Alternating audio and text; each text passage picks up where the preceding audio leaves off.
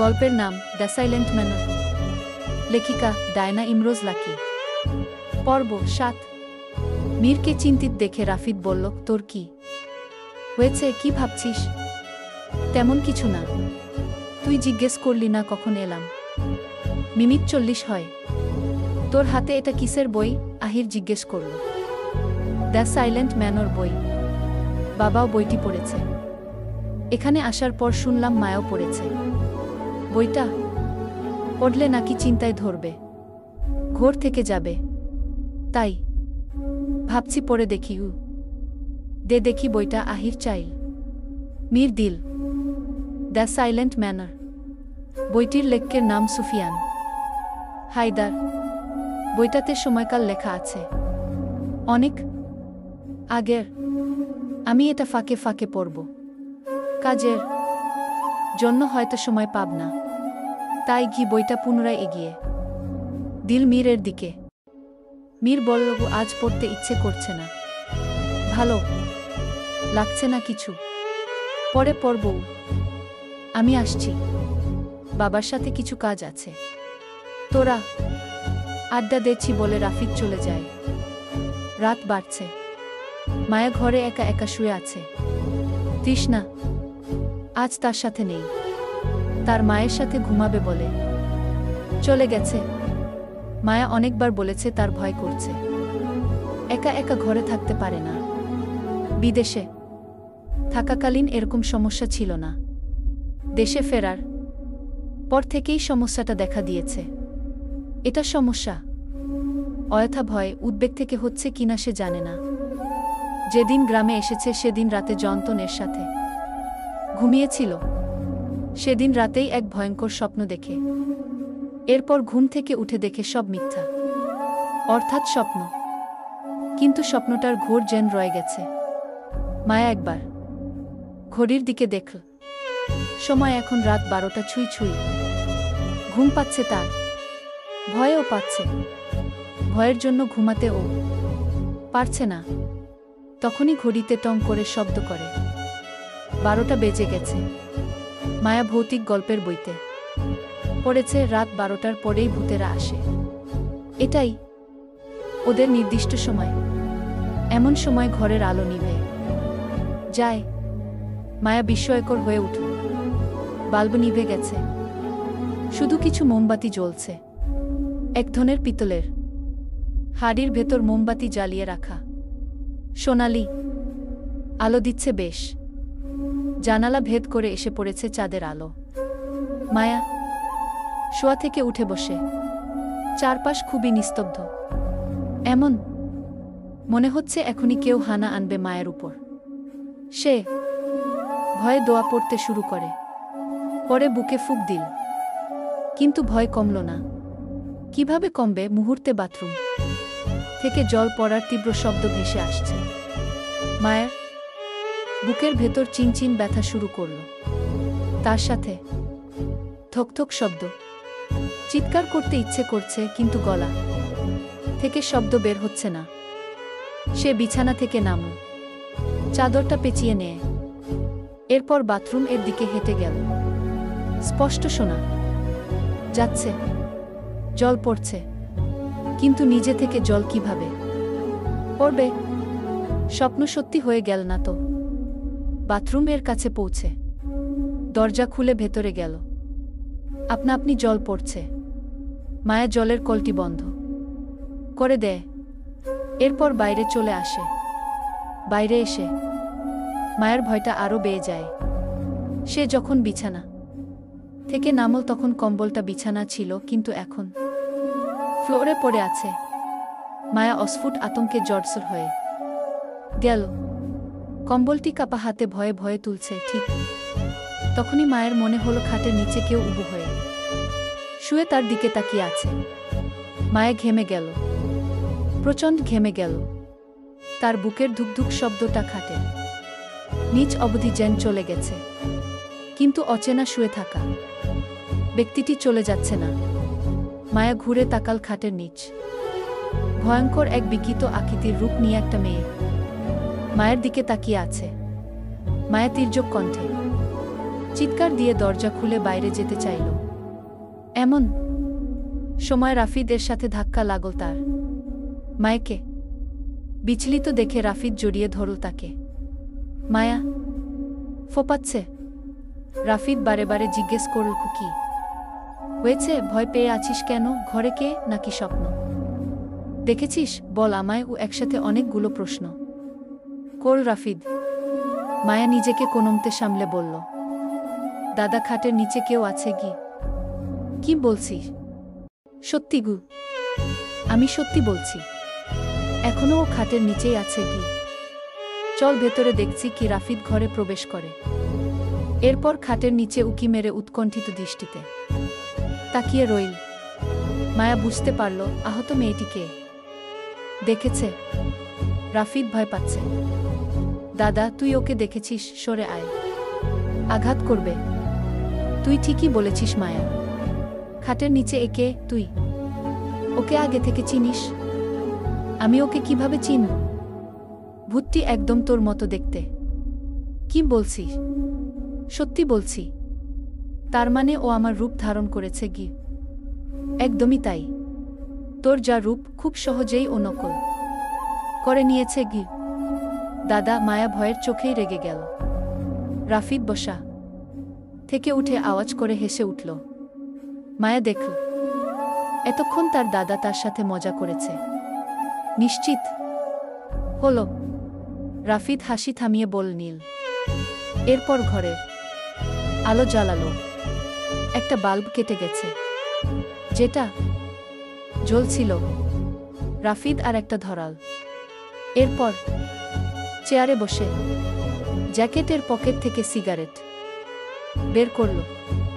Cigarette ধরিয়ে বলল, তুই আর শান্তি দিলি না ঘি?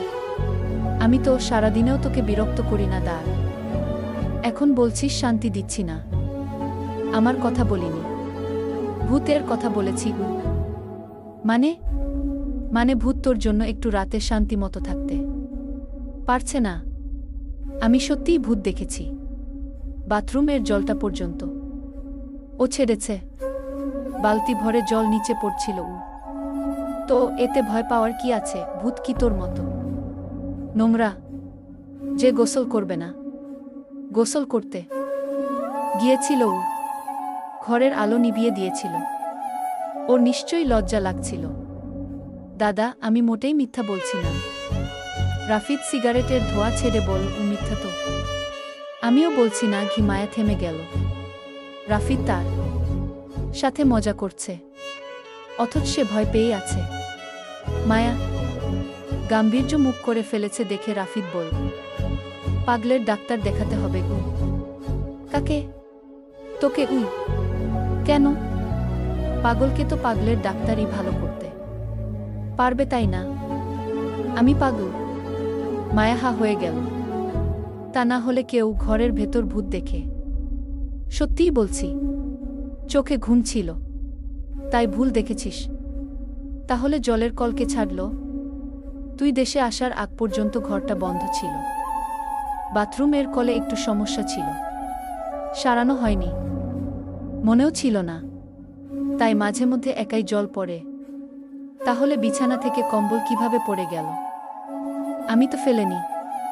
হয়তো তুই যখন নিচে নেমেছিস তখন তোর গায়ে বেঁধে পড়ে গেছে, তুই দেখিসনি। মায়া নিজের মনের ভুল বলে ধরে নিল। রাফিদের ব্যাখ্যাগুলো যুক্তিসঙ্গত এবং সত্য। মায়া মনে মনে স্বীকার করে, কিন্তু ভেতর থেকে ভয় তো যায়নি।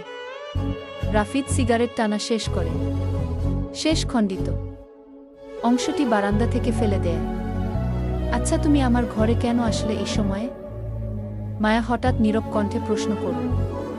তুই থেকে তুমিতে চলে গেলি, হঠাৎ কি হলো বলো না? দেখতে আসছিলাম তোকে। জ্বর কমলো কিনা? ঘি কমেছে, তবে পুরোপুরি না। শরীরটা এখনো গরম। কই দেখি। রাফিদ কপালে হাত দিয়ে দেখল, আসলেই গরম। তুই শুয়ে পড়, ঘুমিয়ে পড়লে শরীরটা ভালো লাগবে। কি মায়া এখন শুয়ে পড়লেই রাফিদ চলে যাবে। তারপর যদি ওই ভূতটা আবার আসে মাত্রই ভেবেছি ভূতটুত বলে কিছু হয় না, সব মনের ভুল। কিন্তু এখন আবার মনে হচ্ছে ভূত আছে। রাফিদ চলে গেলেই আসবে। রাফিদকে যেভাবে হোক মায়ের আটকাতে হবে। দাদা, একটা কথা জিজ্ঞেস করব? আবার অনুমতি চাইছিস? তুমি বিয়ে কবে করবে? আমি তো বিয়ে করব না। আর এসব ফালতু কথা বাদ দে। নে শুয়ে পড়। ও রাফিদ মায়েকে শুইয়ে দিল, গায়ে কম্বল জড়িয়ে দিল। এরপর রাফিদ বিছানা থেকে উঠে যেতেই মায়া তার হাতটা ধপ করে ধরে ফেল। রাফিদ থমকে দাঁড়িয়ে যায়। চোখের সামনে সেই ছোট্টবেলার দৃষ্টিটি ভেসে উঠে। কোথাও নির্জন পরিবেশে দুজন খেলছিল। তখন রাফিদ তার কাছ থেকে চলে আসতে চাইলে পেছন থেকে এভাবেই হাতটা সেদিন ধরে বলেছিল, আমাকে একা রেখে যেও না দাদা, আমায় একা রেখে যেও না দাদা। ভয় করছে কি? মায়া বলল। রাফিদ পুনরায় বিছানায় বসে জুতা খুলে ফেল। এরপর মোহময় কণ্ঠে বলল, এই জন্য হঠাৎ তুই থেকে তুমিতে চলে গিয়েছিস? এত ভয় কিসের তোর? আমি আছি তো, আমি থাকতে তোর কখনো কিছু হবে না বলে রাফিদ মায়ের মাথায় হাত বুলিয়ে দিল। মায়া এতক্ষণ পরে নির্ভয়ে শুতে পারল। এখন শান্তিতে ঘুম হবে তার। মায়া রাফিদের ডান হাতের কনিষ্ঠা আঙুলটি খুব শক্ত করে ধরে রেখেছে। রাফিদ তখন ফিসফিসিয়ে বলল, তোকে কাঁদতে দেখলে অন্তরটা পুড়ে যায়, আর তোকে হাসতে দেখলে দুনিয়াটাকেই সুন্দর মনে হয়। কি? এরপর মায়ার কপালে চুমু দিল। অন্যদিকে রাত বাড়লেও ঘুম নেই গৌরী ও তার মায়ের চোখে। বাইরে শীতের বাতাস হুহু করে বইছে, কুয়াশা যেন মাটির বুক জুড়ে সাদা চাদর বিছিয়ে রেখেছে। বাতাসে মাটির গন্ধ আর ঠান্ডা এমন যে নিঃশ্বাসও যেন কেটে যায় মাঝপথে। বিছানায় শুয়ে আছে রহিমা, চোখ আধ খোলা, ঠোঁট ফেটে গেছে শীতে। গায়ে পুরনো একটা চাদর জড়ানো, যেটা এক সময় সাদা ছিল, এখন ধূসর আর ছেঁড়া। তার পাশে রাখা আছে একটা পুরনো লণ্ঠন। তার আলো ঘরটা যেন কাঁপে কাঁপে জ্বলে নিভে যায়। গৌরী চুলার সামনে বসে আছে, চুলগুলো এলোমেলো, গায়ে পাতলা একটা শাল, ঠান্ডায় ঠোঁট বেগুনি হয়ে গেছে। সে চুলার সামনে বসে আগুন ধরানোর চেষ্টা করছে, কিন্তু ভেজা কাঠে আগুন ধরছে না, শুধু ধোঁয়া উঠছে। সারাদিন জমিদার বাড়িতে কাজের জন্য ছিল। সন্ধ্যায় ফিরে সেলাই মেশিনে বসে কিছু কাপড় কাটছিল।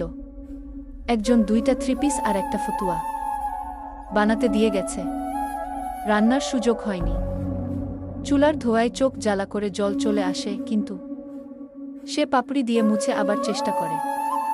এই আগুনও আমার মতো মা, যতই জ্বলাই জ্বলে না। গৌরী বলল। বিছানা থেকে রহিমা কাশতে কাশতে বলল, মা তুই আবার কাঁদছিস নাকি? গৌরী হাতের পিঠে চোখ মুছে, কি না মা, ধোয়ায় চোখে জল আসছে গু। ধোয়া না রে, তোর মনের কষ্ট বের হইতেছে। তুই আমারে লইয়া আর ভাবিস না। যদি হায়াত থাকে তবে বাঁচুম, নয় মরুম। গৌরী রহিমার পাশে এসে বসে কপালে হাত রাখে। তার গরম আগুনের মতো গা জ্বলছে রহিমার। গৌরী তখন বলল, তোমার শরীর জ্বরে পুড়তেছে মা, আমি তোমাকে ডগ এর কাছে নেয়ার চেষ্টা করব আগামীকাল। টাকা কই রে? 3 দিন হলো ভাত চড়াইনি ঠিক মতো। ডাক্তার কেমনে দেখাবি? গৌরীর চোখে অশ্রু চকচক করে ওঠে লণ্ঠনের আলো। গৌরী বলল, আমি মাসিমার কাছে যাই, দিনে তো সময় পাব না। তার কাছে কিছু ধান ধার চাই, আর ঘরে যা আছে মিলিয়ে বিক্রি করে তোমাকে ডাক্তার দেখাবো গু। রহিমা কিছুটা রাগ করে বলল, না রে গৌরী, শীতের এই রাইতে কুয়াশার ভেতর যাস না। রাস্তা পিচ্ছিল, কেউ থাকেও না বাইরে এই সময়ে। আমি ঠিক আছি। গৌরী অবাধ্য কণ্ঠে বলল, তুমি ঠিক নাই মা, তুমি কি মরণ চাও? এই কথাটা বলেই গৌরী নিজেই চমকে ওঠে। কথাটা মুখ থেকে বেরিয়ে গেছে, কিন্তু শব্দটা যেন ছুরি হয়ে বাতাসে কেটে যায়। রহিমা মৃদু হাসে। তুই এমন কথা বলিস না রে গৌরী, মরার ভয় আমার নাই। আমি তো আগেই অর্ধেক ময়রা গেছি। আমি চাই তুই একটু ভালো থাক। মরার আগে তোরে যদি একটা কিনারায় তুলে দিয়ে যাইতে পারতাম। রহিমার কণ্ঠে আক্ষেপ জড়ানো। গৌরী চুপ করে যায়, শুধু তার মায়ের হাতটা নিজের বুকের উপর রাখে। তুমিই আমার কিনারা, তুমি থাকলেই আমি বাঁচি মা। তুমি ছাড়া আমার কিচ্ছু নাই, আর আমি কিছু চাইও না। বাইরে হঠাৎ বাতাস জোরে বয়ে যায়, দরজাটা ঠাস করে বন্ধ হয়ে যায়। লণ্ঠনের আলো কাপে, ছায়া নড়ে দেয়ালে। দূরে কুকুরের ডাক ভেসে আসে, লম্বা করুণ। রহিমা শোয়া থেকে উঠে বসে চৌকি থেকে নিচে নামতে চাই, কিন্তু মাটি ঠান্ডা, তার জুতো জোড়া ছিঁড়ে গেছে। তোমার কিছু লাগবে? গৌরী জিজ্ঞেস করল। তুই একটু গরম জল আয়না দে, গলাটা শুকায়ে যাইতেছে। গৌরী চুলায় হাড়ি বসায়, কিন্তু আগুন ধরছে না। কাঠ ভিজে গেছে, ধোঁয়ায় পুরো ঘর ভরে যায়। গৌরী কাশতে কাশতে কপাল মুছে, তবু হাল ছাড়ে না। একটু আগুন ধরতেই সে হাড়িটা বসিয়ে দেয়। জল গরম হতে থাকে, আর সে তার মায়ের দিকে তাকিয়ে থাকে। রহিমা চোখ বন্ধ করে ফিসফিস করে বলে, গৌরী, মনে আছে তুই ছোট থাকতিস, তোরে পিঠা খাওয়াইতাম? এই সময়ে পিঠার গন্ধে পুরা বাড়ি ভরপুর থাকত। গৌরী হেসে চোখ মুছে বলে, তুমি থাকলে আবারও সেই পিঠার গন্ধ হবে মা গু। রহিমা চুপ রইল, শুধু কাশতে থাকে। জল ফুটে গেলে গৌরী একটু তার মায়ের জন্য গ্লাসে করে এনে দেয়, সাথে মুড়ি এনে তার মায়ের হাতে দিল। রহিমা কম্পিত গলায় বলল, তুই খাবি না? তোমার পরে খাবো মা গু। তুই সব সময় এমন বলিস, তোর পেটেও তো আগুন জ্বলে। গৌরী মিথ্যা হাসার চেষ্টা করে বলল, গু, আমার পেটের আগুন ঠান্ডা, তোমার শরীরেরটা আগে নেভাতে হবে গু। রহিমা চোখ বন্ধ করে, কণ্ঠ আরো নিচু হয়ে আসে, তুই যদি একদিন মানুষ হইতি, আমি শান্তি পাইতাম রে। তোর সুবুদ্ধি আছে, মুখশ্রী ভালো, যদি একটু পড়াতে পারতাম গু। গৌরী বলল, ও আমি পড়ব না মা, পড়লে পেটে ভাত আসবে না। রহিমা দীর্ঘশ্বাস ফেলে। বাইরে শীতের হাওয়া ছাদের ফাঁক দিয়ে ঢুকে আসে। লণ্ঠনের শিখা কাঁপে, যেন ভয়ে নিভে যাবে। গৌরী উঠে দরজাটা আটকায়, তারপর আবার তার মায়ের পাশে এসে বসে। রহিমা 3টা ওষুধ খেল। এরপর গৌরী বিছানা থেকে সব সরিয়ে ফেল। ফিরে এসে তার মায়ের পাশে বসে হাত ধরে বলল, তুমি একটু ঘুমাও মা, আমি আছি গু। রহিমা দুর্বল কণ্ঠে বলল, তুই যদি না থাকো আমি ঘুমাই কেমনে রে? আমি আছি তো মা, তোমায় ছাড়ব না মা। রহিমা আর কিছু বলে না, শুধু নিঃশ্বাসে হালকা কাশি মিশে যায়। গৌরী তার মায়ের কপালে চুমু খায়, তারপর মাথা রেখে পাশে শো। বাইরে তখন কুয়াশা ঘন হয়ে গেছে, দূরে গাছের মাথা পর্যন্ত দেখা যায় না। শীতের কামড়ে গৌরীর আঙুল অবশ, তবু সে মায়ের হাত শক্ত করে ধরে আছে, যেন ছেড়ে দিলেই মাটি ফেটে তার ভেতরে চলে যাবে। হঠাৎ লণ্ঠনের শিখা নিভে যায়। ঘরটা অন্ধকার, শুধু কুয়াশার মধ্যে বাতাসের গর্জন আর তার মায়ের নিঃশ্বাসের শব্দ। রহিমা ফিসফিসিয়ে বলল, মালকিন যদি বেতন দেয়া, তাইলে আমারে এক জোড়া জুতা কিনা দিস। ঠান্ডায় মাটিতে পা রাখুন যায় না, এনে দিব মাগু। কিছুক্ষণ পরেই ঘরে নিস্তব্ধতা। গৌরীর চোখের জল গড়িয়ে পড়ে তার মায়ের আঁচলে। লণ্ঠনের নিভে যাওয়ায় ঘরে গৌরীর কান্নার শব্দ মিশে যায় শীতের বাতাসে। পুরো আমিলনগর ঘুমিয়ে আছে এখন, কিন্তু একটা মাটির ঘরে এক মেয়ে জেগে আছে। গৌরী একটু পরপর মা নিঃশ্বাস নিচ্ছে কিনা দেখছে। নিঃশ্বাস নিচ্ছে দেখে গৌরী স্বস্তি পায়। তার কপালে হাত রেখে জ্বর দেখ জ্বর কমেছে কিছুটা। গৌর অশ্রুসিক্ত নয়নে ফিসফিস করে মাথা নিচু করে বলছিল, তুমি ঘুমাও মা, আমি তোমাকে ছাড়ব না কোনোদিন। ভোরবেলা পূর্ব আকাশের দিগন্তরেখা তখন ম্লান নীল থেকে ধীরে ধীরে হালকা কমলায় রং নিচ্ছে। বাতাসে শিশিরের নরম গন্ধ মাটির গন্ধে মিশে আছে অদ্ভুত এক প্রশান্তি। দূরে পাখিরা কিচিরমিচির করে নতুন দিনের আগমন ঘোষণা দিচ্ছে। চৌধুরী নিবাসন এর দোতলার ঘরে ঘুম ভাঙল মীরের। চোখ খুলতেই জানালার ফাঁক দিয়ে আসা আলো পড়ল তার মুখে। হালকা হেসে মীর উঠে বসল। মাথার কাছে রাখা ঘড়ির কাঁটা তখন 7টা ছুঁই ছুঁই। ঘরের ভিতরে হালকা ঠান্ডা বাতাসরা খেলছে পর্দায়। গা ঝাঁকিয়ে মীর উঠে দাঁড়াল। মৃদু হাই তুলে জানালার বাইরে তাকাল। দূরের তাল গাছগুলোর মাথা কুয়াশা ঢেকে গেছে, পাখির ঝাঁক উড়ে যাচ্ছে পশ্চিম দিকে। তার মনে পড়ল গতরাতে মায়ের জ্বর কমেছিল কিনা, দেখতে পারেনি। হঠাৎ যেন এক ধরনের চিন্তা কাজ করল তার ভিতরে। নিঃশব্দে চাদরটা কাঁধে ফেলে দরজার কাছে গেল মীর। এরপর দাঁড়িয়ে পড়ল। ঘুরে একবার আহিরের হাতের দিকে দেখল। রাতে দুজন একসাথে ছিল। এরপর চলে যায় মায়ের ঘরের দিকে। মায়ের ঘরের দরজার সামনে এসে একটু থামল।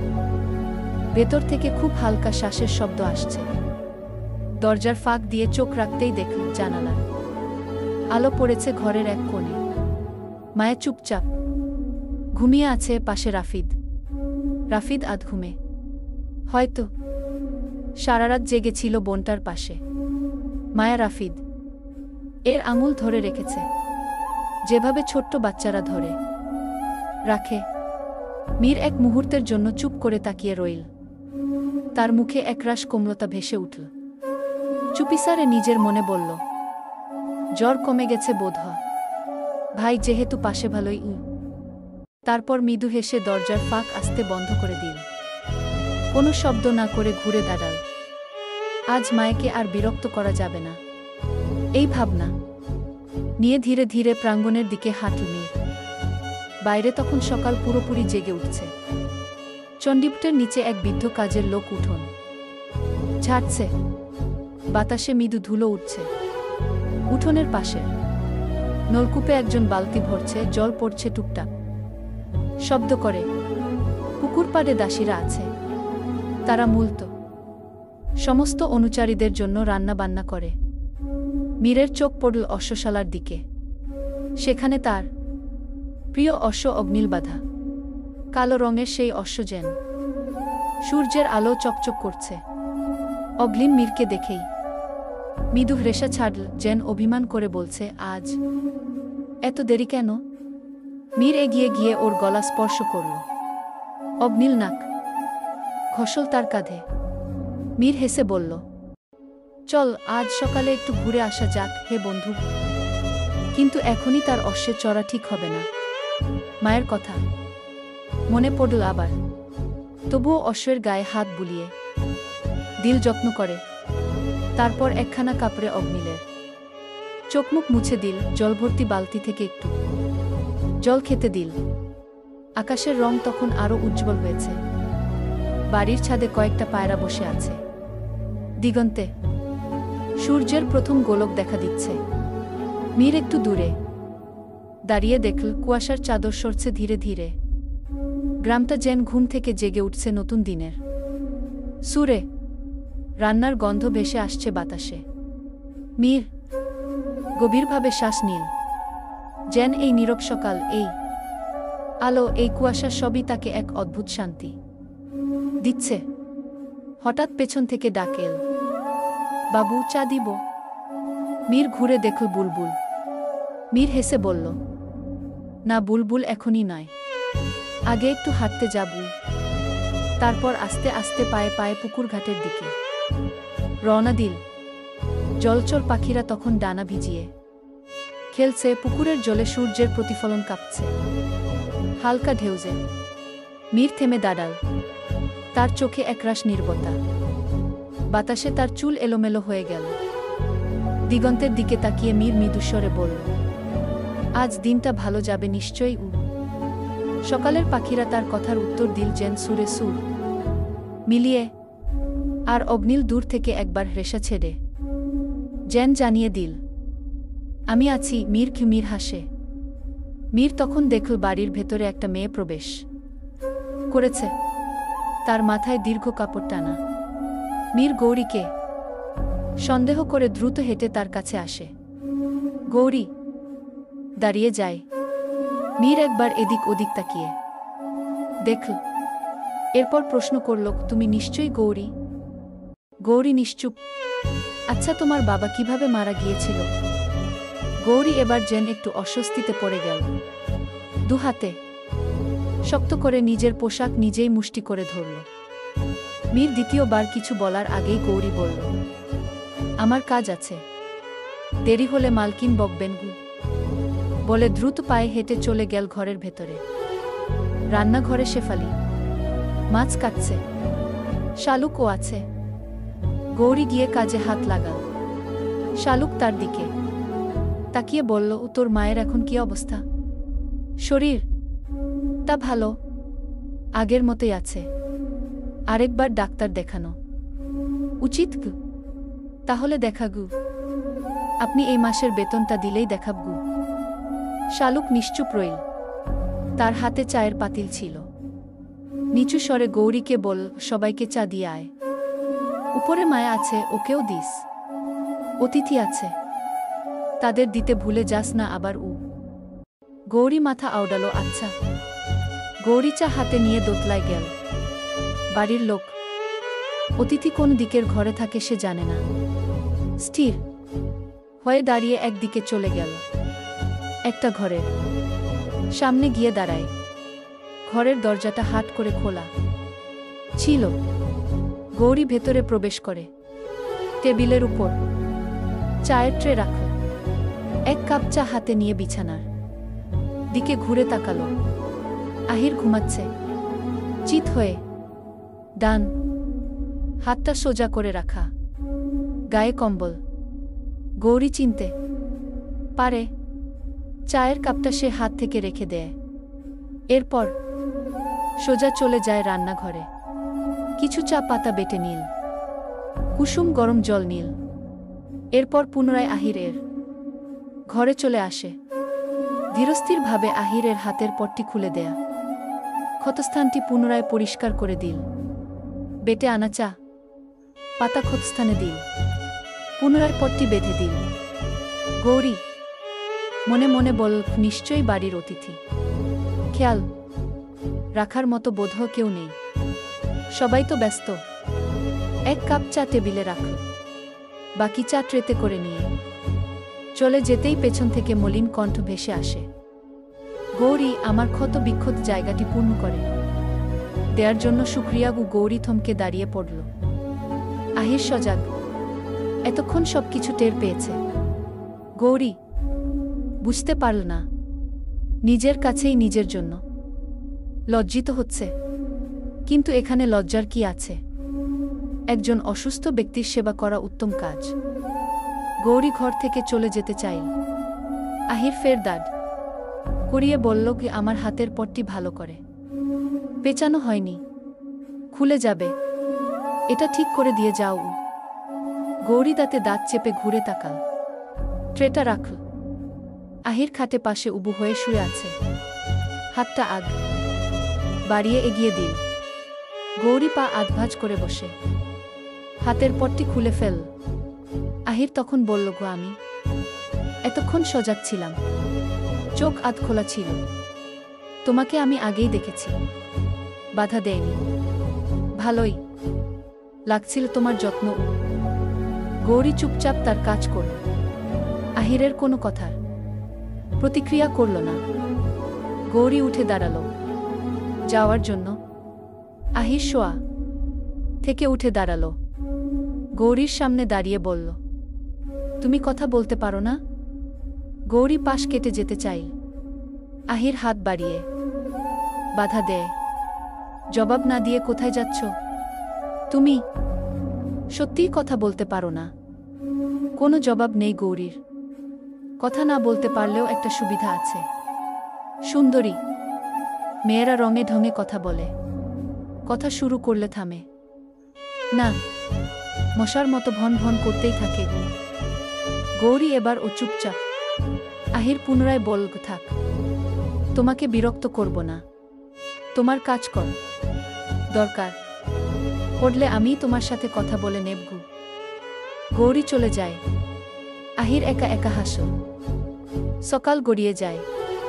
মায়া ঘুম থেকে উঠেছে বেশ কিছুক্ষণ। রাফিদ উঠিয়েছিল। শেফালি এসে গরম দুধ আর রুটির সাথে ভাজি দিয়ে গিয়েছিল। সকালের খাবার। তার মনটা উদাসীন। সে জানে পুরোপুরি সেরে উঠলেই বিয়ের আয়োজন শুরু হবে। তাকে একজন অচেনা অজানা ব্যক্তির হাতে তুলে দেয়া হবে। ইচ্ছে না থাকা সত্ত্বেও তাকে এ বিয়েতে রাজি হতেই হবে। তার ঘরের দরজাটা খোলা ছিল। গৌরী অনুমতি নিয়ে প্রবেশ করল। মায়া গৌরীকে দেখে বলল, তুই এখানে? মায়ের শরীরটা ভালো না, তাই আমাকেই আসতে হলো। শুনেছি তোর শরীর ভালো না, এখন কি অবস্থা? ঠিক আছি। দেখে মনে হচ্ছে অনেক দিন ঘর থেকে বের হস না। চল, বাইরে থেকে ঘুরে আসবি গু। কোথায় যাব? কোথায় আর? পুকুর পাড়ে। কি? মায়া রাজি হলো। দুজনে পুকুর পাড়ে গেল। পুকুর জলে হাঁস মনের আনন্দে সাঁতার কাটছে। নীরব জল ওদের। সাঁতারে ঢেউ তুলছে। সূর্যের কিরণ পড়ছে জলে। যা জল থেকে তার আলো প্রতিফলিত হল গৌরীর মুখে। দৃষ্টিটি দেখল আহির। আহির, রাফিদ, মীর পুকুর পাড়ে একটা পাথরের বেঞ্চে বসে আছে।